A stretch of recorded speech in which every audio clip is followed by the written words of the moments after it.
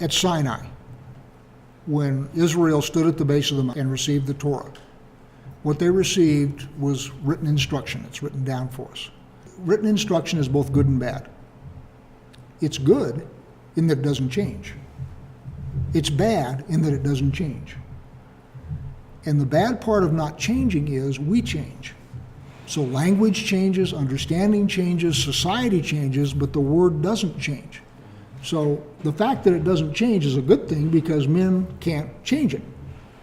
But the fact that it doesn't change is a bad thing because we lose our understanding of what it actually means.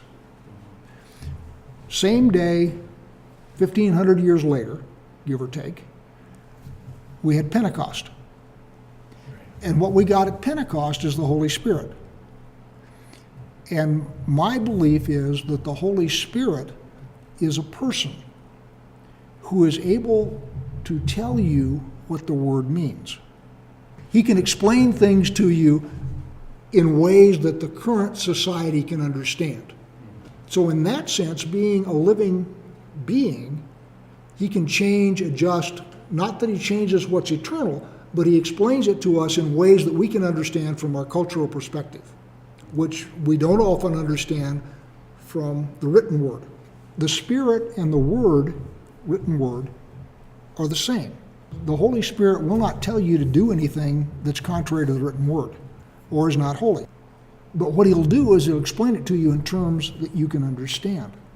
It is my belief that the Holy Spirit depends on you having read and tried to understand the written word. In other words, the Holy Spirit doesn't just walk up to a blank slate, stick a grease gun in their ear, and shoot you full of stuff. He expects you to study the written word.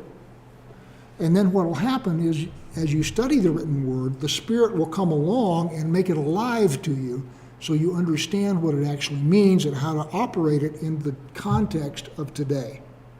So the Spirit and the written word in that sense work together, since the Spirit wrote the written word.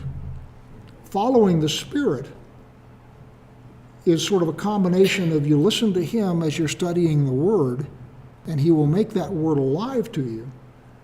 But I don't believe it's the case that if you have no desire to study the word, no desire to read the word or anything like that, the Holy Spirit is just going to come and go and zap you with anything much. He works with what he's given you, and he expects you to do your part, and he then does the part that only he can do.